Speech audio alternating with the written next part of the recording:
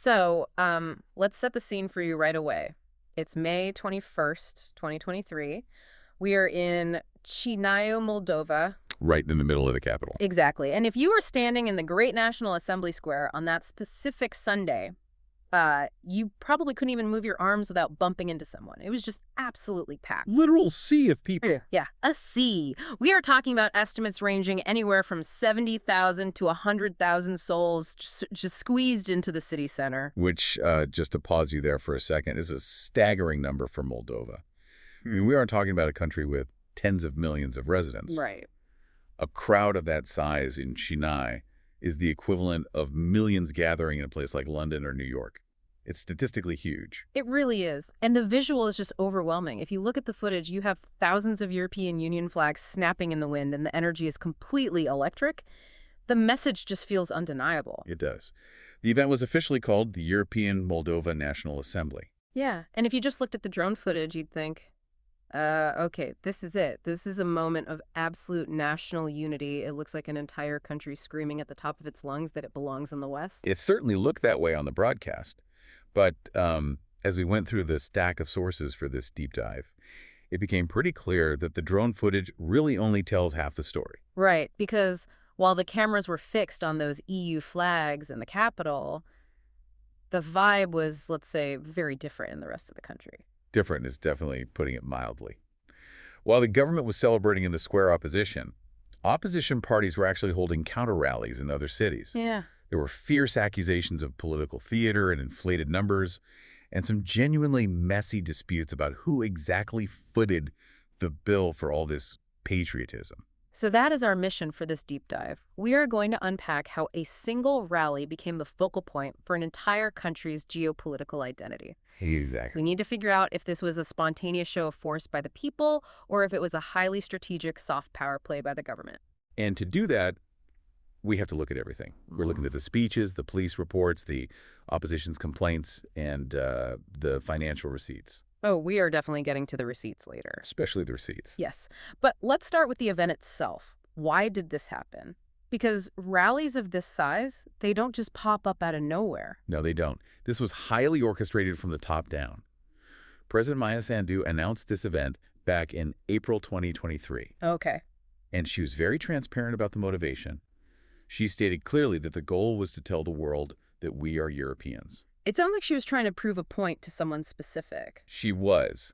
She explicitly mentioned that she wanted to answer the skeptics, both domestic and international, who are always asking, what do the Moldovans really want? Right, because there's been that tension. Exactly. There's been this tug of war in Moldova for decades between looking east toward Russia and looking west toward the EU.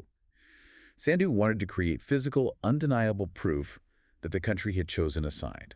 And she didn't just rely on the crowd to make that point. She brought in some serious diplomatic firepower. Roberta Metsola was there?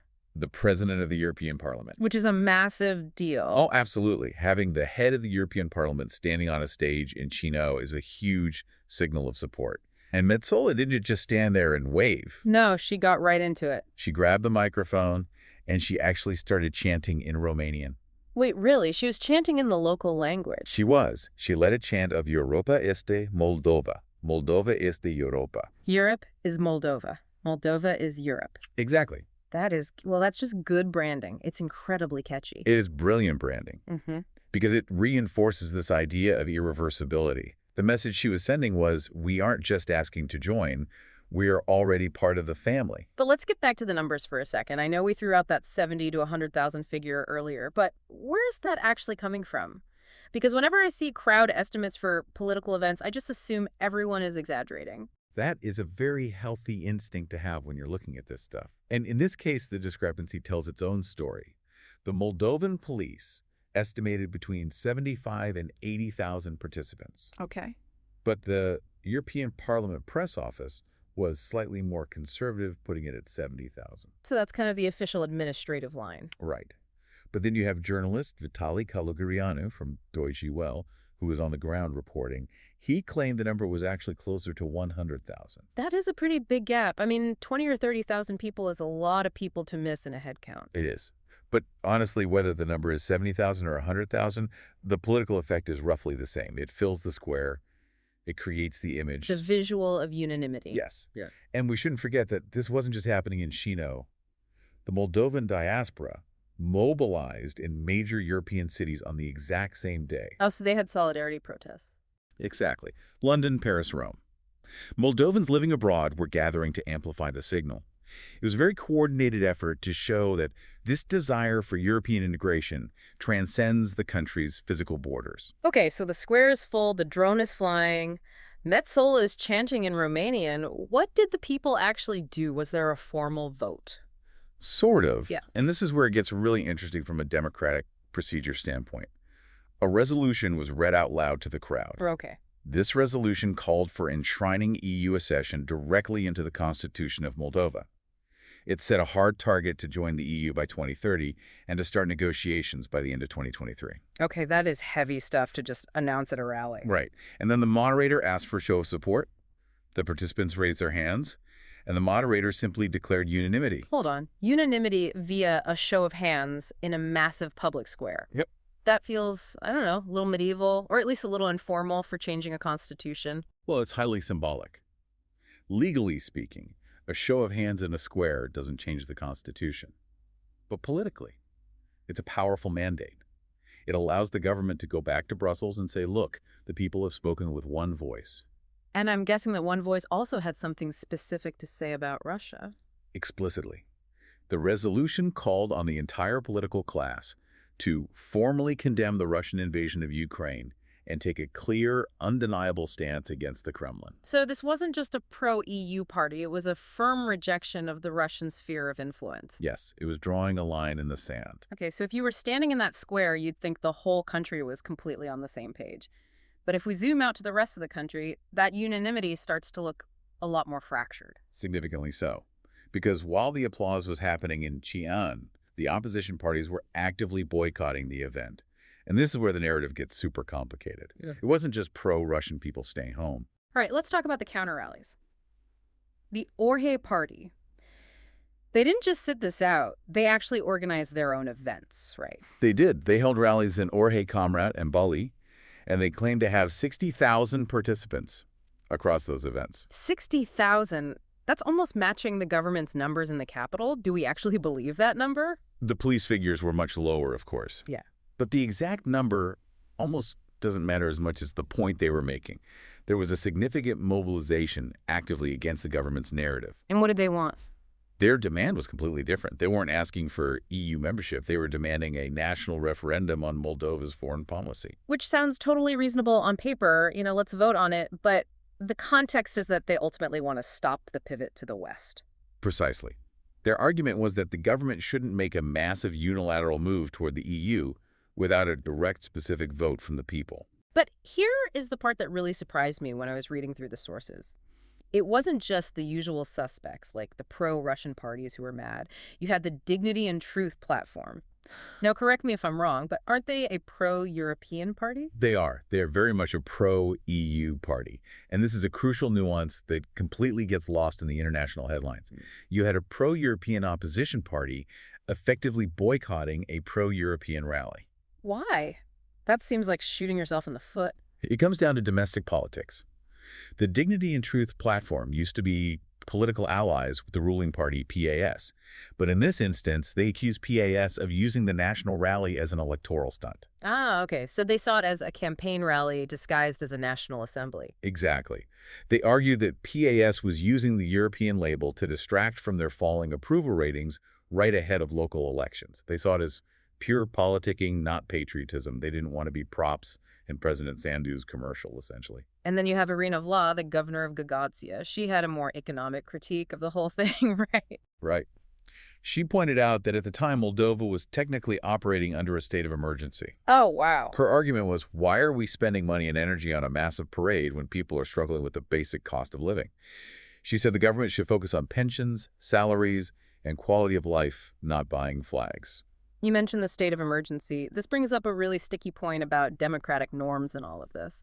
Because the opposition actually wanted to protest in the capital, didn't they? They had permits. They did have authorization initially, but the government used the commission for extraordinary situations to block them. Okay, pause.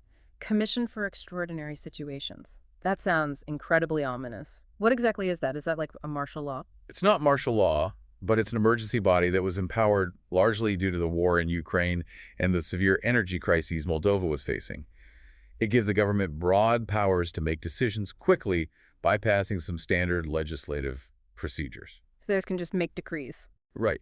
And in this case, they use it to prevent opposition parties from holding counter-rallies in specific central locations in Chișinău during the assembly. So let me get this straight. The government says we are holding a massive rally to celebrate European democratic values, but then uses an emergency commission to ban the opposition from protesting at the exact same time. That is exactly the contradiction the opposition jumped on. They argued it was fundamentally undemocratic to use administrative tools to sanitize the streets just so the government could project an image of perfect unity for the cameras. It's that classic tension, right? Doing something that might feel illiberal to protect a liberal trajectory. Precisely.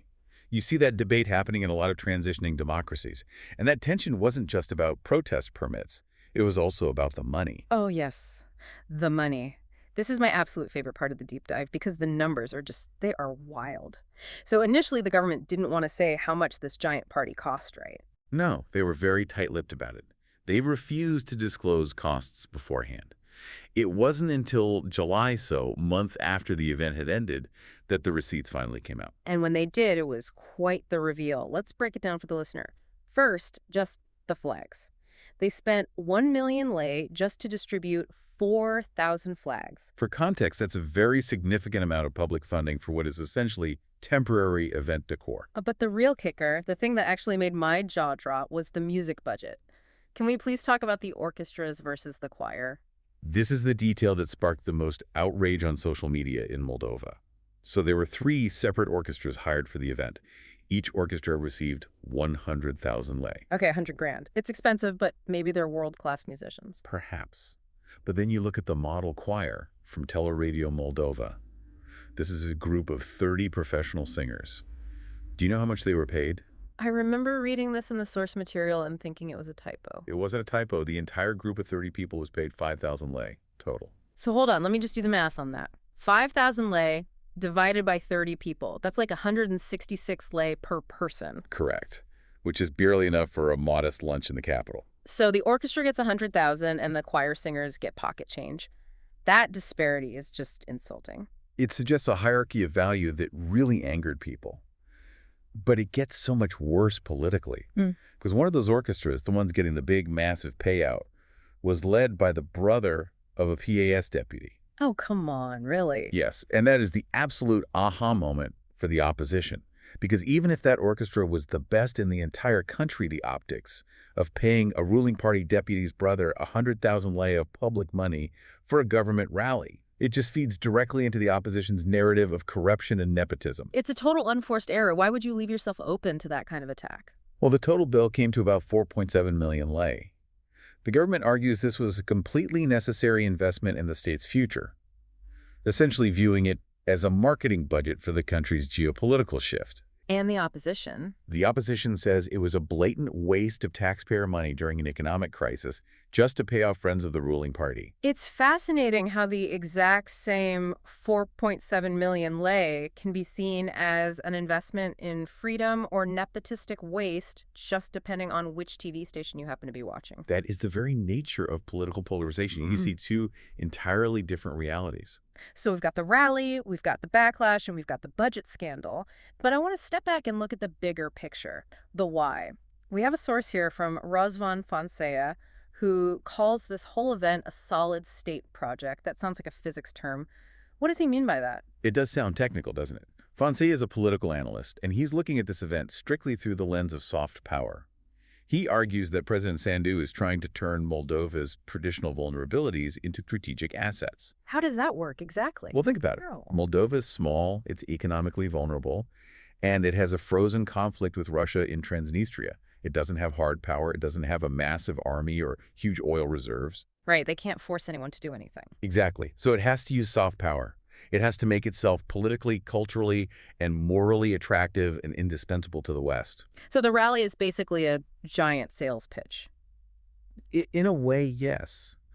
Fonse uses this great term, narrative entrepreneurship. Narrative entrepreneurship. Okay, explain that like I'm 5. Think of it like a tech startup trying to get venture capital funding. Okay. The startup is Moldova. The venture capitalists are the European Union. And this massive rally, this was their pitch deck. They need to show the investors that the user base, the Moldovan people, is fully on board with the product. Oh, that makes total sense. They're saying, look, we have 100,000 active users in the square right now. You should invest in us. Exactly. Yeah. Fonse argues that the participants in the square weren't just passive attendees. They became active promoters and creators of the accession path. By showing up in those numbers, they made it politically much harder for Europe to say no. And Fonse connects this to other events too, right? It wasn't just a one-off thing. No, it's part of a much larger campaign. He points to the European Political Community Summit, which was held in Bulgaria shortly after the rally. And he even points to things like Moldova's entries in Eurovision. Wait, Eurovision? The pop song contest? Absolutely. Cultural messaging is huge for soft power, whether it's a catchy pop song on a European stage or a massive political rally. The underlying goal is the same, to project an image of Moldova that is culturally and ideologically compatible with the West. It's about branding the entire nation as inherently European. So bottom line, did the sales pitch work? Did the investors buy it? Diplomatically speaking, yes. The international reaction was overwhelmingly positive. The U.S. Embassy released a statement right after, saying they were proud to support Moldova's European path. Ambassador Kent D. Logsdon was actually there in person. And I'm guessing the EU officials were absolutely thrilled with the photos. They were. It solidified Western support, and it gave them the exact visual evidence they needed to justify pushing forward with negotiations. So externally, as a foreign policy tool, it was a massive success. But internally? Internally, it arguably deepened the divide.